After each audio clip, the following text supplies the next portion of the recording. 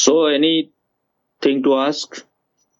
If you talk before you meditate, then you are silent while you meditate. Wow, what a poetry. Before you ask anything, let us sit for 1 or 2 minutes. Okay? Okay. You just feel breathing at your navel center. But don't try to make it into a work. Just relax. First, you have to understand meditation is pure relaxation. Only when you are relaxed, meditation can happen. Okay. We can do like this also for 1 minute. That will be good. But you have to see that there should be no effort, physical effort. It should be only breathing coming down and up. You understand? Whenever we do some pranayam, we make it more physical. It has to be, we have to feel there, we have to see the breathing and just allow the breath to go up and come down. So you first close your right nostril and breathe from the left, and then breathe out from the right. Always you have to do only that. Breathe from the left, breathe out from the right. Okay? Just see first how I'm doing.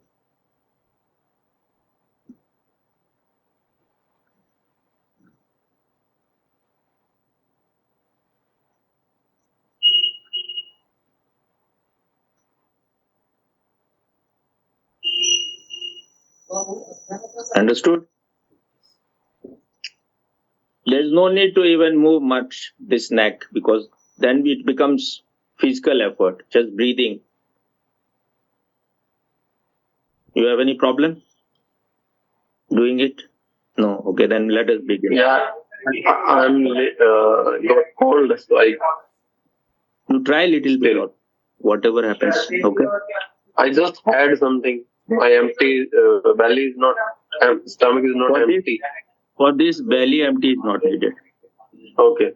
Even for Anulom Vilom, in Art of Living, they always do after eating 2-3 rounds, maybe after 10 minutes. So, okay, let us start. This is not Bhastika that you need empty stomach. This is just natural breathing.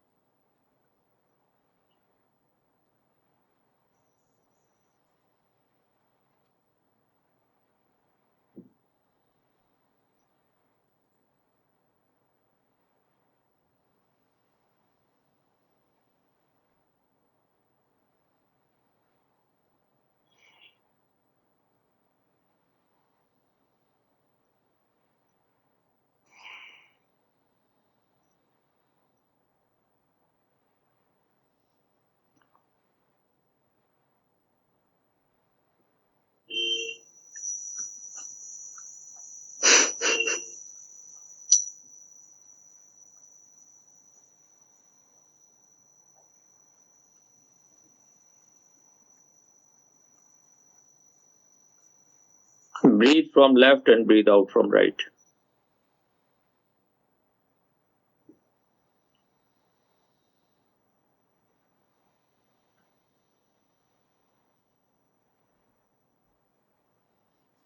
Okay. Now watch your breath at your belly first.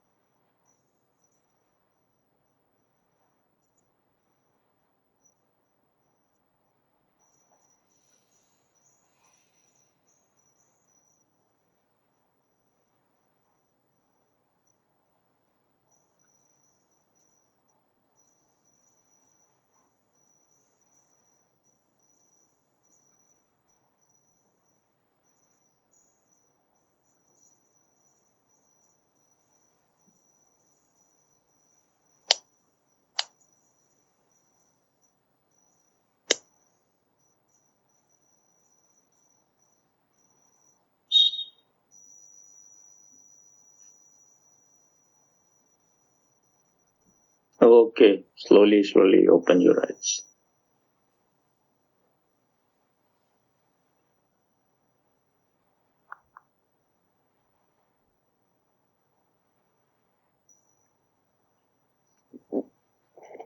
Hmm. You are asking? Who is asking? Mr. Karen. I have question. Who said? I have question, but if Okay. Upender have question, let him ask first. You be selfish. Okay. Take care of yourself first. If he has to ask, he also has mouth, he has also intelligence. He will say. No one needs to represent others. Don't be so polite. Don't be so Mother Teresa like. Okay. Okay, so today I just to give you an example. When Swamiji came to take camp here,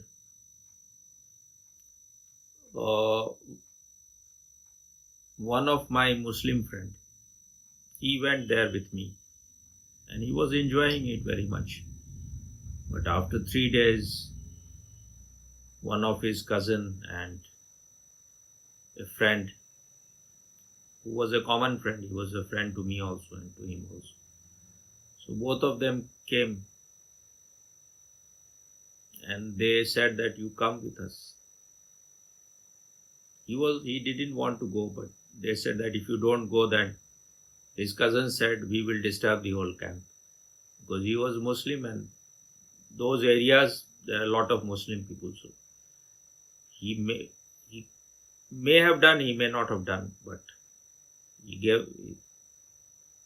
threatened it. So my friend was kind of a gentleman, so he agreed. He went, but he was enjoying it maximum in his whole life ever. So once he went back, he had a very high fever. He could not rebel at that time, so the body had to react somehow. So he had very high fever. So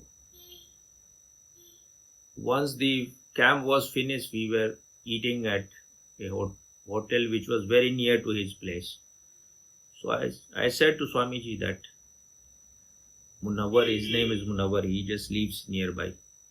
If you come to his house, he will feel very good, because he didn't want to go back from the camp. They have taken him. So if you come, that will be very good. He said, okay, let us go. So he said, we will go 4 or 5 people.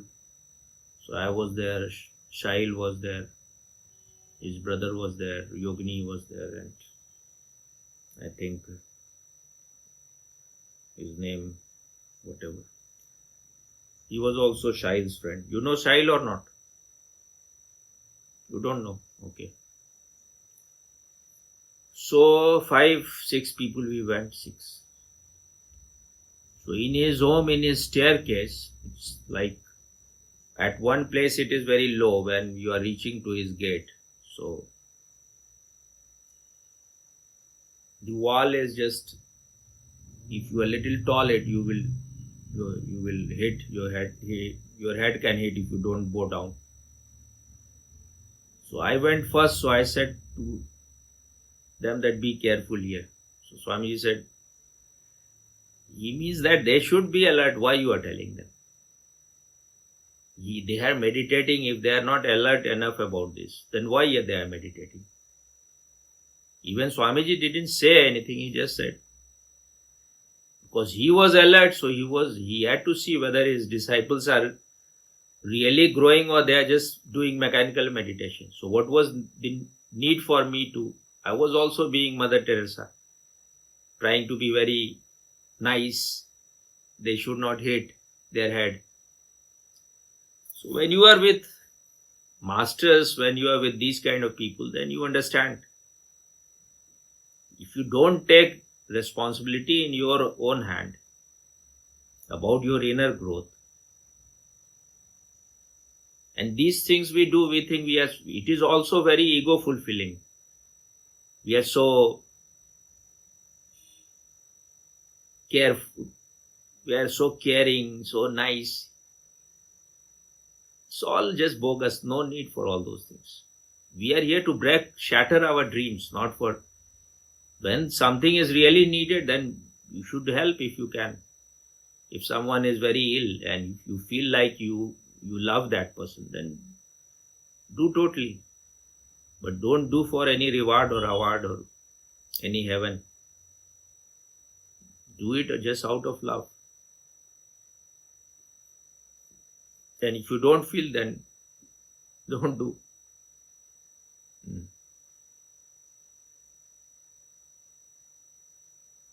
So, but that was coming from my heart that if Swamiji goes to his place, he will get some nourishment. He will, if he has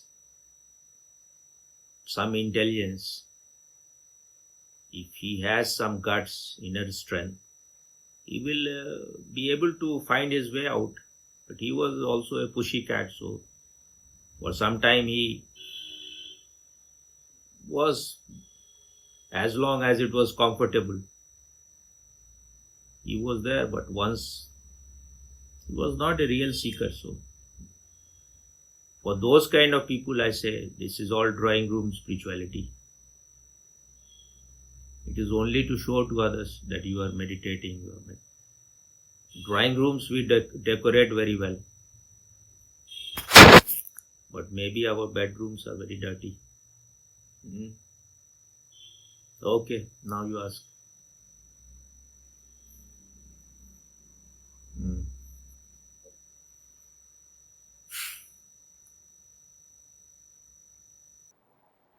I feel that if we want to experience truth, we must not believe in anything. Because belief means that your mind is agreeing with something which has happened in the past. So to be alive, to know truth, we have to live every moment by every moment. So, but I noticed that it is not easy to be in the present moment every moment, because the mind will be like wandering to this and that. So what is the art of being in the present moment, Swami? If you don't believe, even when you don't believe, you disbelieve, that is also a kind of belief. So if you want to get rid of believing in something, you have to get rid of disbelieving also. Just remain without any belief or disbelief.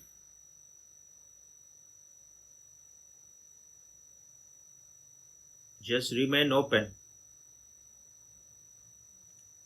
Just take things as a hypothesis and do your own experiment. If the experiment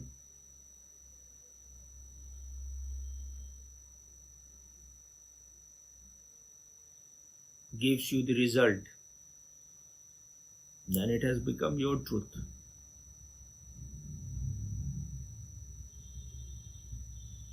We move from one extreme to other.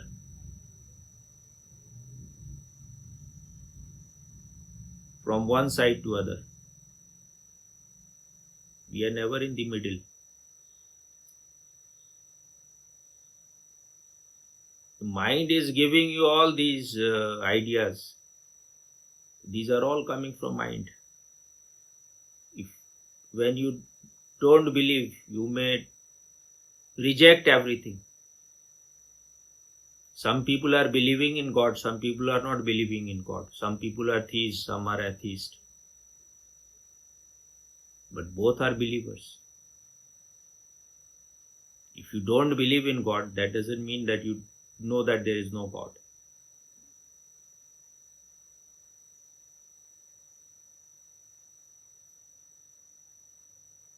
So,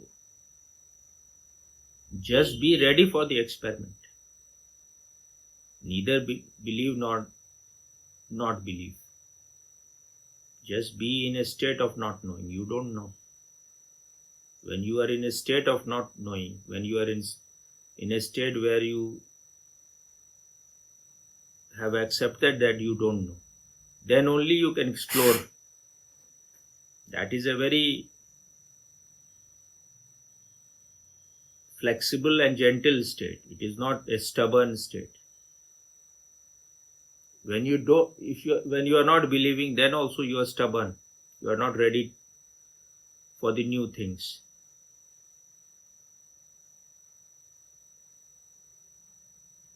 And this is stupidity, that anyone thinks that he knows everything.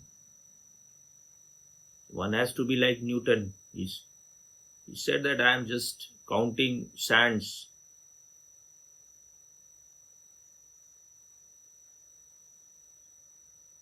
At the beaches outside the ocean. I have yet to enter into the ocean.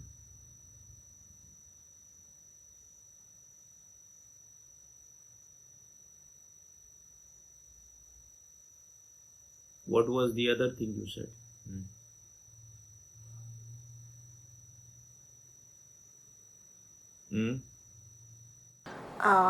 What is the art of being in the present moment? The art of being in the present moment is stop desiring. Stop trying to reach anywhere.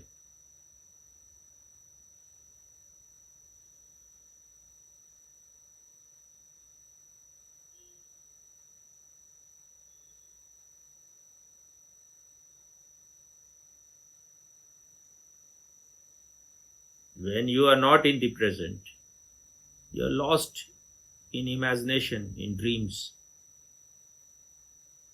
Future is just an imagination. It has no existence. And past is gone. It is already dead. So the only place where you can be is in the present. That is sanity. That is intelligence. And only when you are living in the present, you can be creative. You can do something which will be significant. Otherwise, if your mind is going all the time moving in the past or in the future, when you are imagining about future, you are just choosing the good part from the past, and you want it to be more magnified, more bigger of the same thing. If something has given you pleasure, being with a woman has given you lot of pleasure, then you want the same thing to be magnified. It should be even greater. You are desiring that. But that is greed. And you are just dissipating your energy, wasting your energy. Mind will go because that has become its addiction. You don't give food to the mind. When you are enjoying this moment, then you will not go to future or past. So learn to enjoy this moment. And you can enjoy this moment only when you have learned to enjoy your being, when you have learned to enjoy yourself, when you can declare, I celebrate myself, like Walt Whitman. You can celebrate yourself only when you are connected to your inner nature, when you are connected to consciousness. Then the law of karma won't apply to you. Otherwise, you are in the chain of this action and reaction. You have done something, the result will come. Once you have done, you cannot avoid the result. But once you are just the witnessing consciousness, this witnessing consciousness has done nothing, never, it has not done anything. It is your mind, it is your greed, it is your, when you are listening to your slaves, your thoughts, your desires, your lust, your greed, they take you to unconscious actions. But when the light is there, when the light of consciousness is there,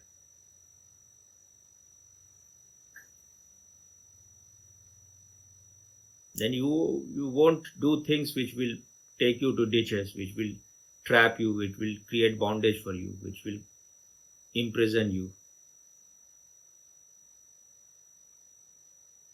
So the only way to enjoy the present is to become conscious.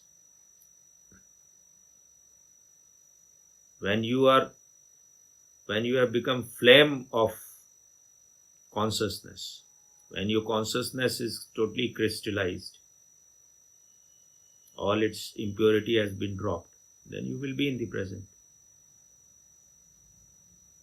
You are fulfilled here and now. You are fulfilled in this moment. So why you will like to go anywhere? Because you are incomplete in this moment. So you want something. You are dreaming about future. When you are frustrated with your mechanical mind, your programmed and conditioned mind, they are taking you to places. They are always taking you where you are not. They never allow you to be where you are. So once you are a complete failure and you have realized you have listening to your mind, you have become a failure. You are just creating misery and suffering for yourself. Then you will stop listening to your mind. Once you have stopped listening to your mind, you will know that the only real place to exist is in the present.